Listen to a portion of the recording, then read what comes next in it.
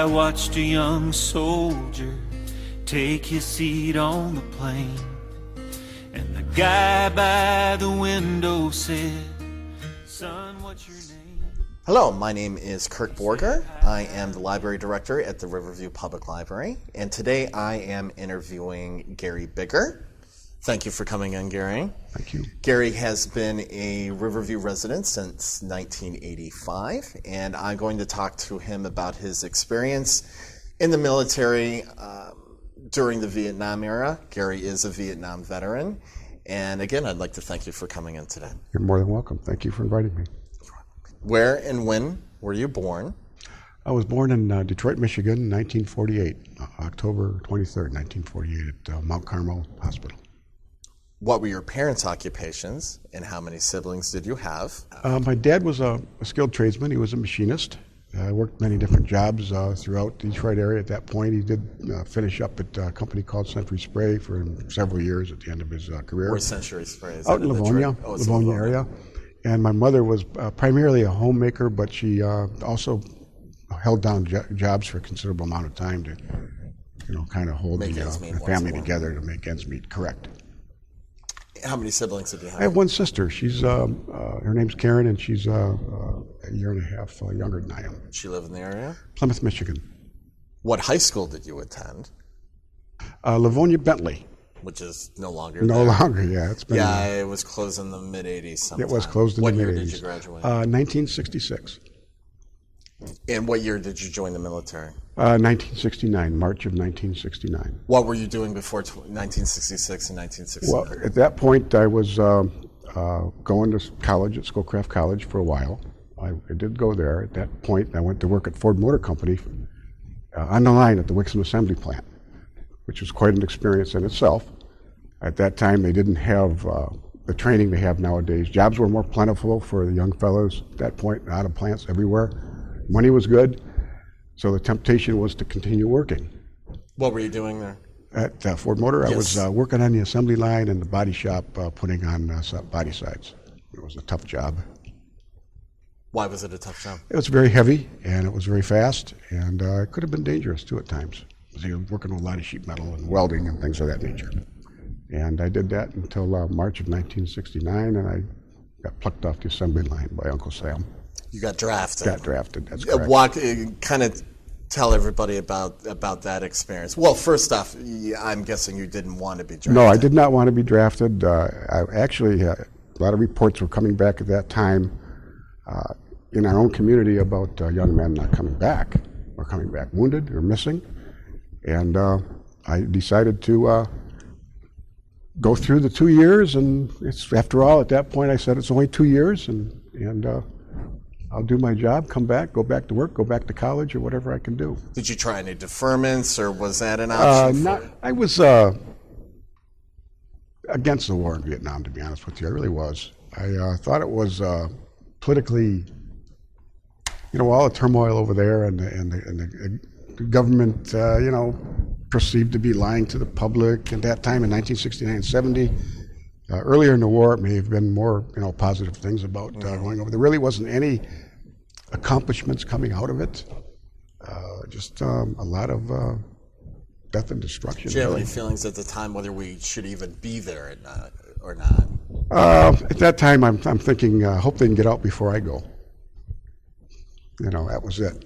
And that was a selfish standpoint. But from an overall standpoint, I was hoping that they would end the war one way. Have your feelings changed through the years? Not really. So you feel... I'm more proud of being a Vietnam veteran than I was perhaps back then. Yeah. But your feelings haven't changed. Well, you're starting from... Well, we probably shouldn't have been there, but I'm kind of getting the sense that it wasn't that strong of an emotion because you did go along with the draft. I did go along with the draft. And a lot of fellas my age did the same thing I did. Guys that I went to high school with, guys that I grew up in Redford with, Redford Township also got hit very hard in the Vietnam War. So it was kind of more of, don't feel the war is exactly right, however, doing my duty for the country is probably more overriding than any Yes, opposition I may have from the I guess war. if you were to weigh it out, I guess the weight would be more in this right hand means I'm going to serve and do my duty for my country. So you felt it was your duty. Yes, I did. So- I could have, even my parents supported me if I wanted to go elsewhere to Canada or get some kind of deferment, but I decided I'm just going to do this. I'm going to go through it. The experience will be good. That was my next question. How did your parents react to you being drafted? They didn't.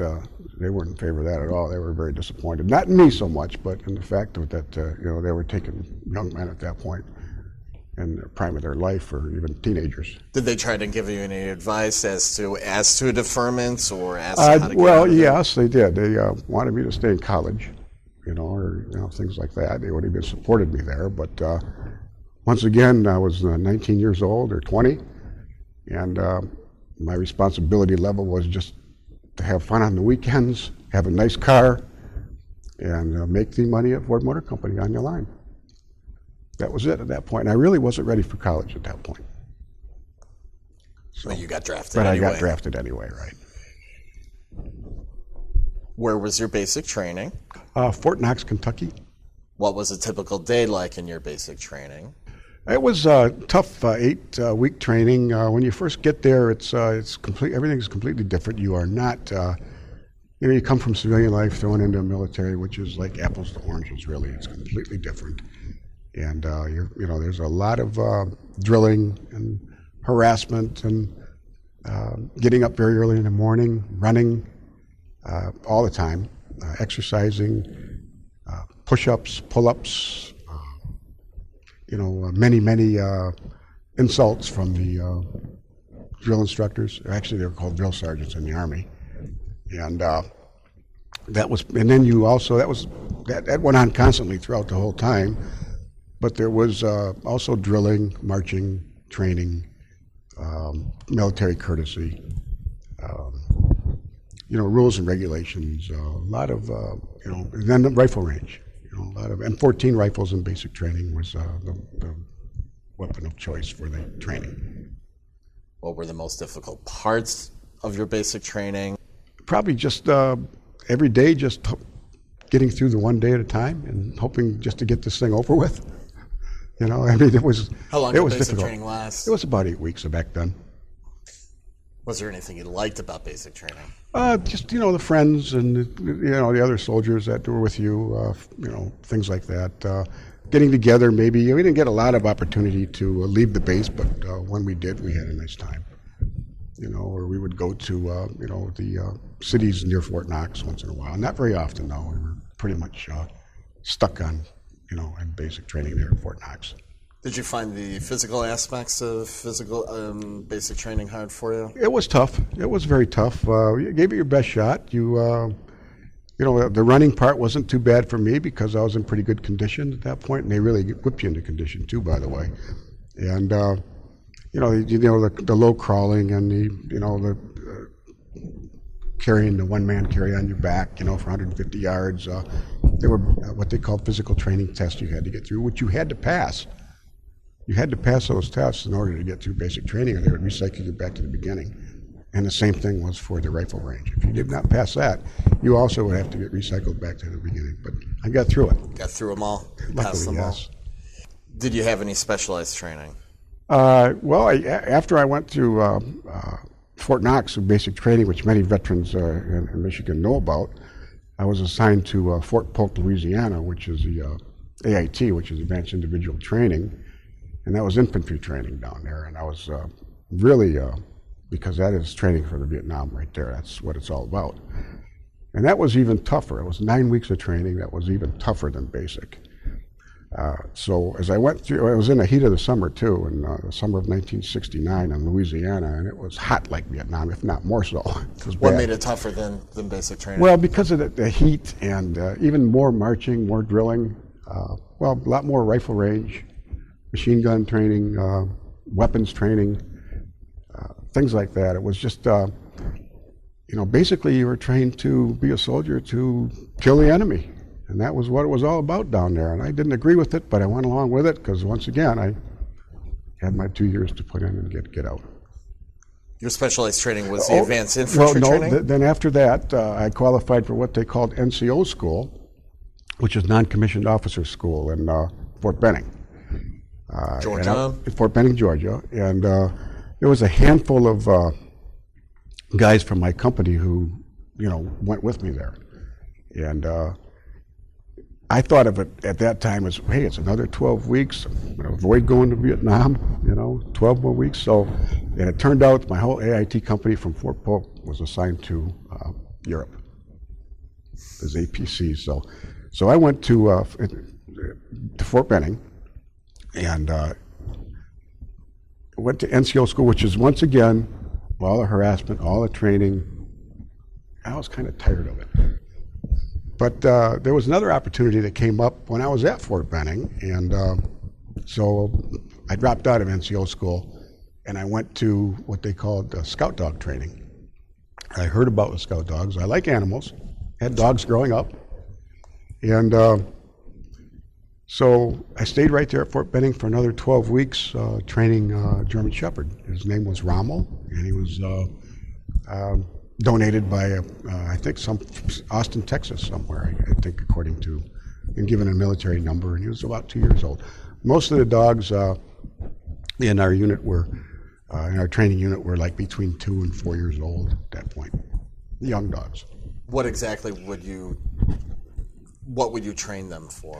It was a different than what you might think of a German Shepherd. They were not sentry dogs. They were not vicious, although they could, they would protect you, but they were trained primarily to alert enemy presence. The training was putting out decoys in the field, human decoys, and we would, because of their sense of smell, their acute hearing, and their eyesight, they were valuable to hopefully save lives, in Vietnam. And even to this very day, they're used extensively. How long was that, the dog training? That was 12 weeks there, and then I got another opportunity. I was selected to go to the off-leash school, which was another 12 weeks. I was pleased to hear about that because I had an opportunity to keep the same dog and get more camaraderie with him. He was my friend, and we would train off-leash with motion, hand signals, and he would run in front of maybe 15 yards in front of the patrol, and you would keep a close eye on him to make sure that if there's any enemy presence out there that he would alert. And he alerted by just different signals. When you get to know your dog, you know when he alerts. Typically the nose would go up in the air, and he would smell something in the area, or he would stop and look. Or he's also alerted to booby traps too, and tripwires. Things. We went through that training as well. Would they smell the tripwires? No, How does that work? Well, they could actually sense it through their hearing and the wire itself. Because of the vibration? Vibration, that's correct. That's exactly correct, vibration. So you fly over to Vietnam what year? That would have been early 1970, about the spring of 1970, March, April timeframe, right around in there. I'd have to look at my DD-214, but it's right around that time frame. Could you tell everybody what a DD-214 is? Oh, that's your discharge papers. It's a military number for the DD-214. It tells you, how long you're in the service, what units you served with, what rank you were, and any awards that you received. Where were you deployed initially in Vietnam? Well, first we came into Tan Son Nhut Air Force Base, Air Base there in Saigon, and then we went to Bien Hoa. We did some in-country training with the dogs to get them acclimated to the climate for about 2 to 3 weeks. I think it was about 2 weeks. And then we all were assigned our individual units throughout South Vietnam. So we were dispersed. After that, where did you go? I went to what they call the I Corps region of Vietnam, which is in the northern section of Vietnam. Vietnam was broken down at that time in military regions: I Corps, 2 Corps, 3 Corps, 4 Corps. I Corps is up Da Nang and north of Da Nang, in that area up there. South of the demilitarized zone? South of the demilitarized zone, right. And I went to the Americal Division, the 196th Infantry Brigade at that time. What was your rank when you went there? I was PFC, and not long there, I become a specialist 4 thereafter.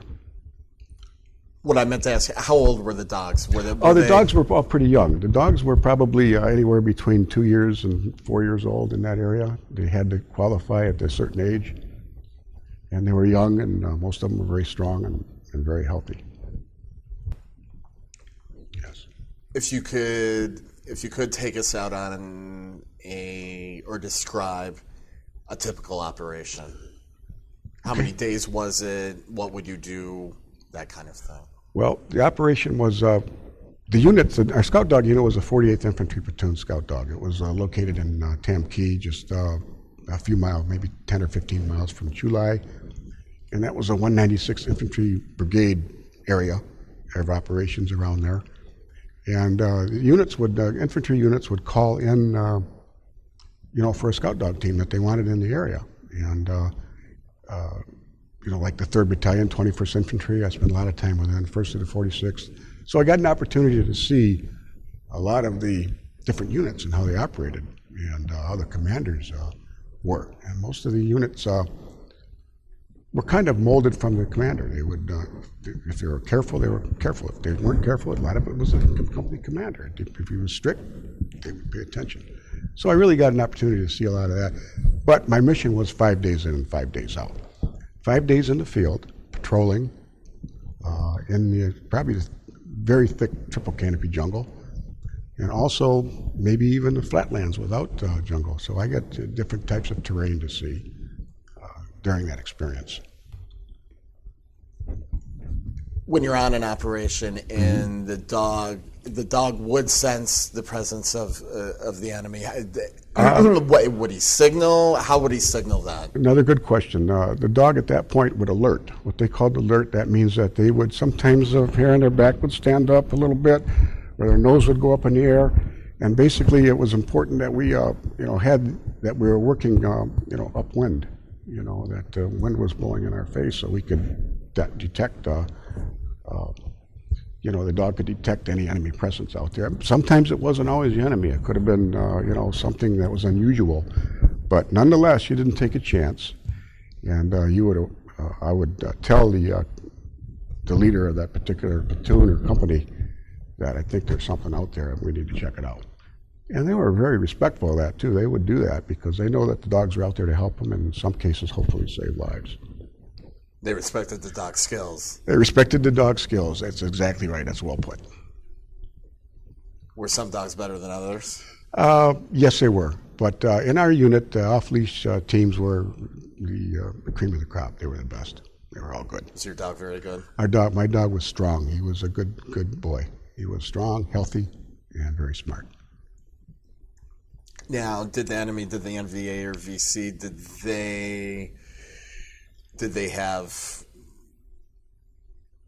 they try and shoot the dogs? Did they try to give them, I don't want to say special treatment, bad special treatment? Well, little did I know at that time, I just found this out in the last 10 years or so, there was actually bounties that the NVA would put on the trying to kill a scout dog team.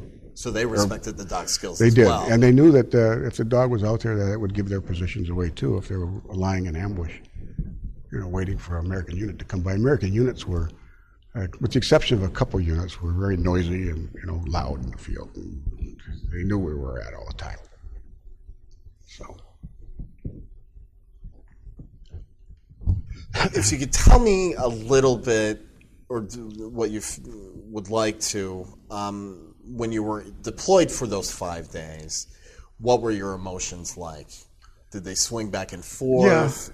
Yeah, it was swing back and forth. Primarily just get through one day at a time, and hopefully don't see any action. Get in and get out, and both of us come back healthy. That was it. And maybe just get lucky and not. Maybe I can help them out while I'm here too. I was also there. I was there for a purpose, and that's to help them out to maybe save a few lives. That was it. I don't know if I ever did or not, to be honest with you, but. The opportunity was there. So I was there, I did my job, but I was also very glad to get the 5 days over with and get back. Let's be honest with you. Is there any memory that you have of that that's more vivid than others? There's a few. Well, primarily, I mentioned that, how units would kind of follow the behavior of their leader. I was with the recon unit, Echo Recon, 1st of the 46th Infantry, and they were very, very good unit, strong, very noise disciplined, camouflage, very, very tough unit of guys. There was only about 20 of them, and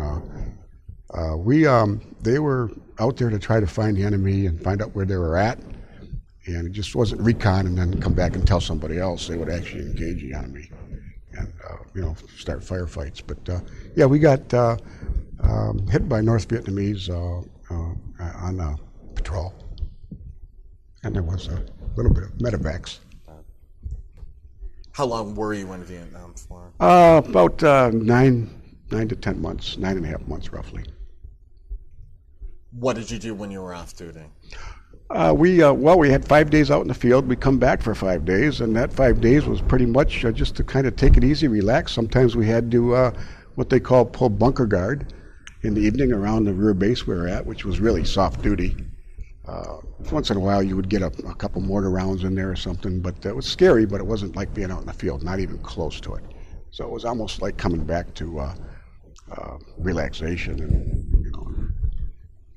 being back with your friends. We'd play cards, we'd drink beer, have a lot of good camaraderie there, Scout Dog Group.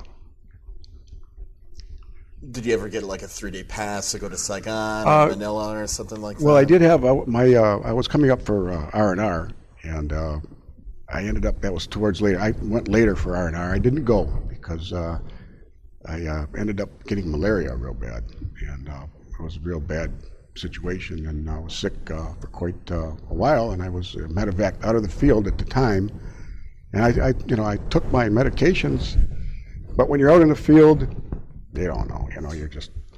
When you have malaria, what does it feel like? Oh, it's like being very sick. It's like having the flu and then some, maybe worse than the flu. I mean, you have real high temperature, and you shiver, and you just feel terrible. You can't eat.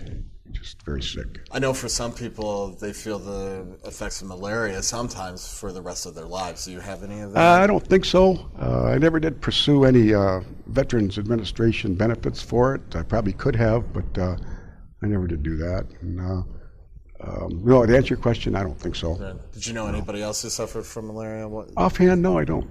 You just happened to be the I lucky happened to be the person, lucky one, obviously. yeah. Well, when you were evacuated to the Cameron Bay area, medical evacuation center there were several people that were in there with me at that time that were sick too, for either some kind of a jungle fever or malaria or something. What kind of medicine did they give you to prevent it? You know what? That's a good question. I have to look that one up. I don't really remember. I know you that did take it. I did right? take it. Yes. Yeah. Yeah. There may have been days where you're busy out there, and where you're maybe drinking water out of a stream or something, and you might have missed a couple days. I don't know, but it wasn't deliberate. Now, when you did go out on combat operations, was there an overwhelming emotion through the whole time, or did it go back and forth between being scared and being... Because just to give you some of the guys I've Vietnam veterans I've interviewed, they have experienced it as you were totally scared, or it was one of the more exciting things that they've been through. I think for most people it may have been a combination of both. What was it like for you? Well, it was moments of a lot of walking out there with the infantry units through the hot jungles where there really was no activity, no enemy presence, and then that would be interrupted by moments of terror. I don't know how else to put it. Is there one experience that sticks out more than others?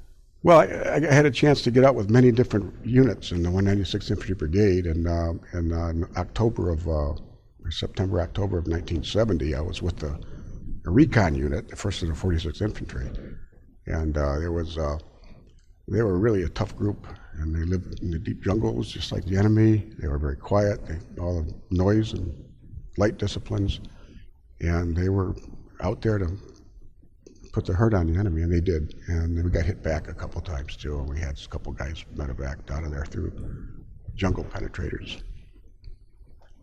But I don't know what ever happened, the results of what ever happened to those people. Did you have much interaction with the Vietnamese people while you were there? Not too much. They would come in and clean your, what they called your hooches, your living areas. Mostly when we came back to the rear, we were with our units. And I guess if you had a station in Da Nang or Saigon or some bigger city, you probably would have more reaction with them. Out in the field was much different than the Vietnamese people in the city. They were, farmers and peasants, and do you have any interpreters with you, or any Republic of Vietnam soldiers with you? Yes, we did. We had what they called the rocks, or the Arvin, and they sometimes they were out with us, and they would be interpreters if we had a detainee or we caught somebody prisoner. You could talk to them that way.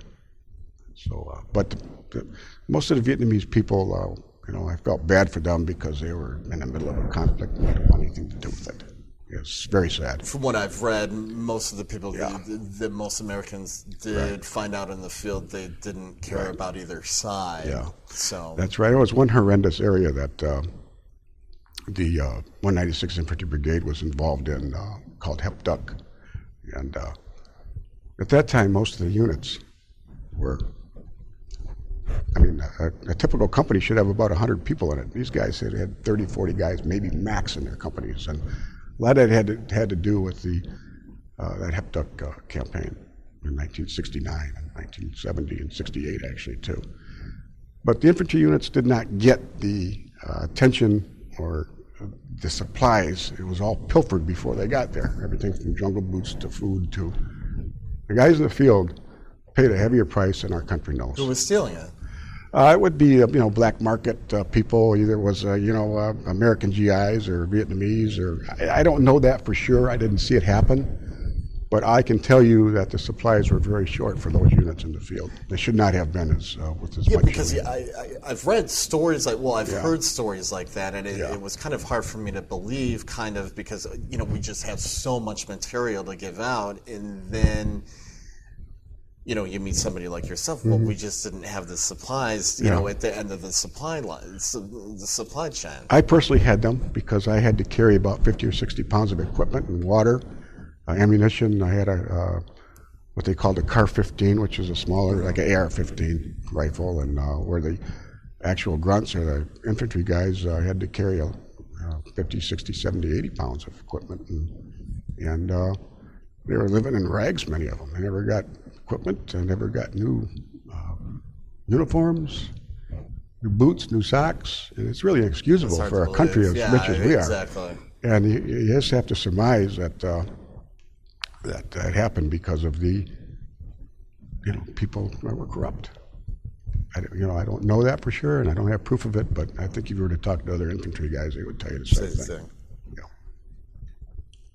You received a medical discharge then.